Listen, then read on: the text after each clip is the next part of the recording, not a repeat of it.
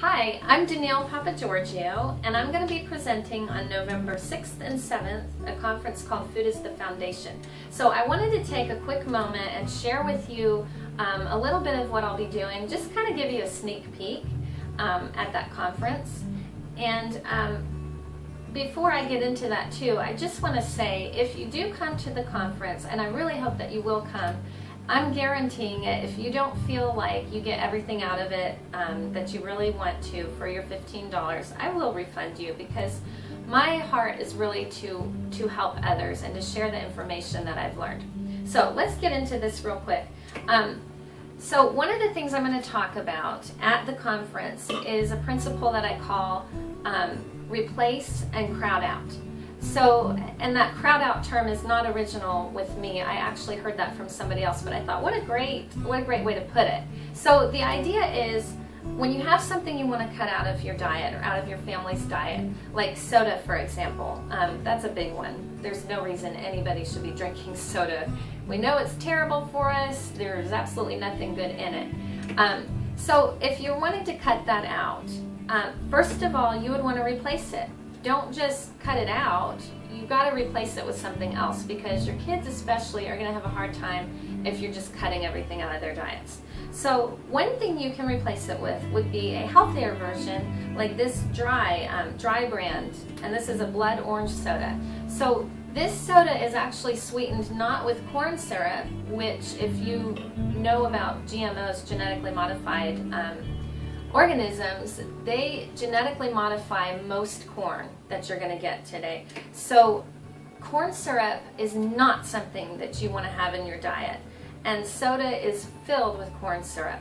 So by replacing your soda that you're currently drinking with something like this, which is sweetened with natural sugar and it has a lot less sweetener, that's a good step in the right direction. So that's one option that you can do. And of course, there's no artificial sweeteners, there's no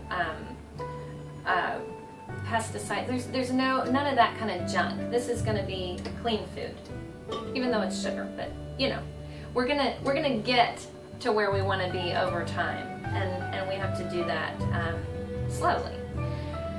So another option would be, and this might want to be step 2 for you, is to do something like this. You just take a real orange and you'll just juice it. And it's really easy. You know, there's no reason why you can't just juice up an orange real quick for your kids and then add something fizzy. So you'll just juice up your orange. And I actually have another juicer. This is kind of a cute little old-fashioned one. But I have another one that has a strainer on the top that just pops right off, so then all your seeds collect in there, and then you've got your juice in the bottom, and you don't have to do it this way. But this works just fine. And you know, another thing is too, and this is something I'll talk about at the conference, but you want to get your kids involved, because if they're involved, they take ownership of it. And so, you know, let's say they get one soda a day right now, or you know, one every few days, or whatever it is. So have them juice their own orange. Have them, you know, come up with other flavors. They can juice any kind of fruit, really. And then if they are doing it themselves, they can get kind of what they want. They have more control over it, and they're going to take ownership of it. So it'll be something they're more interested in. And then I'm going to add, before I pour this in, this is kombucha. Kombucha, if you've never heard of it, this is a fermented tea, which may not sound very appetizing. I actually really like it. But to kind of cut some of the vinegar type flavor, you can put it with juice, and it's just going to sweeten it up a little. So however much you would want to add, you know, you can do several oranges. Obviously, that's not a lot of, doesn't really compare to a full can of soda. But you know, that's an option for you. And the great thing I was going to tell you about kombucha is this builds your healthy gut bacteria. And we're going to talk about fermented foods at the conference and how important they are for building your gut bacteria, because you may not realize, but 60 to 80% of your immune system is here in your gut. So it's really important that you're feeding your gut good food. You don't want to be feeding yourself sugar. You don't want to build up that gut bacteria with bad bacteria. So this is a great way to help with that. And there's also all sorts of amino acids and antioxidants in here. So that's a great thing. Now, if your kids or you really hate the taste of kombucha, even with the juice, you can just get mineral water. Just get straight up mineral water. Then you're getting the minerals in there, and water's great. And speaking of water, this would be your crowd out phase. So once you have replaced the bad soda, you're going to want to start crowding out with the water. And so this isn't a phase like you'll just all of a sudden swing over to this. But crowding out, the whole idea is that incrementally, little by little, you're just crowding out the things you don't want in your diet.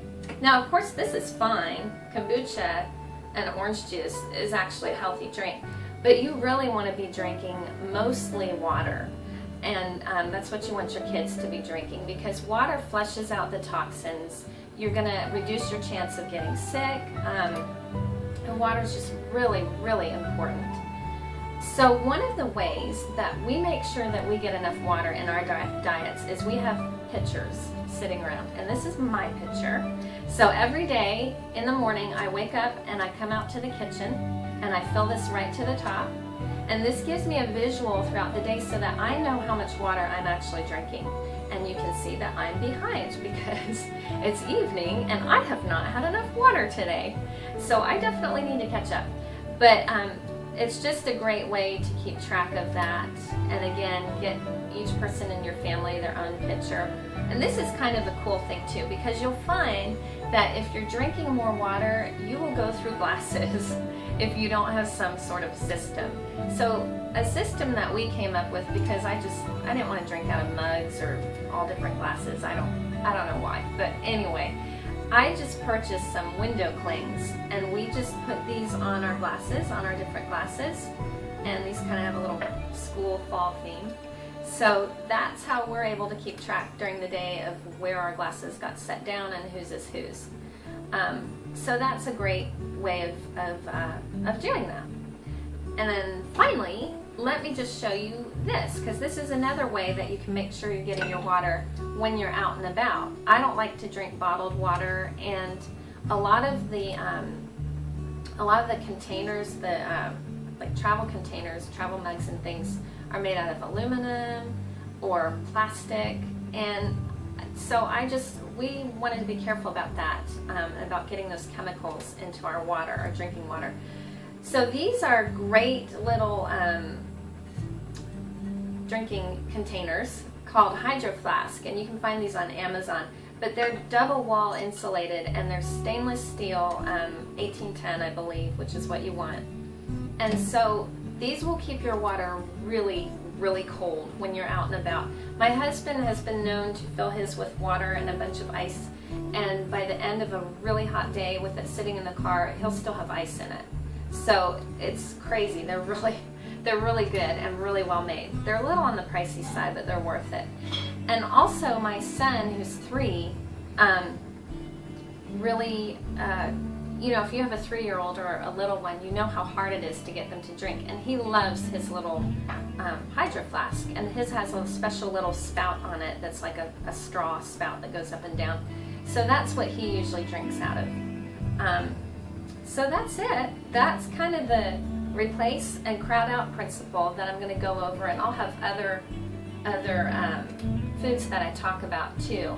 And also watch your email, because I'm going to be sending out one of these a week, hopefully, for the next few weeks until the conference. So if you want more helpful information, just keep on watching, and I hope this has helped you. I would love to hear from you. So if it's helped you, let me know, but also tell me what you'd like me to go over at the conference, as far as what do you want to replace and crowd out in your diet, in your family's diet, because I would love to kind of tailor this conference so that I can help you, because that's the whole point of it. So if you have something that you just really want to get out of your family's diet, let me know. Go to the Facebook group that's included in this email. get on there and just let me know what it is that I can help you with. And you know, I just hope that you will get on the link and sign up for the conference.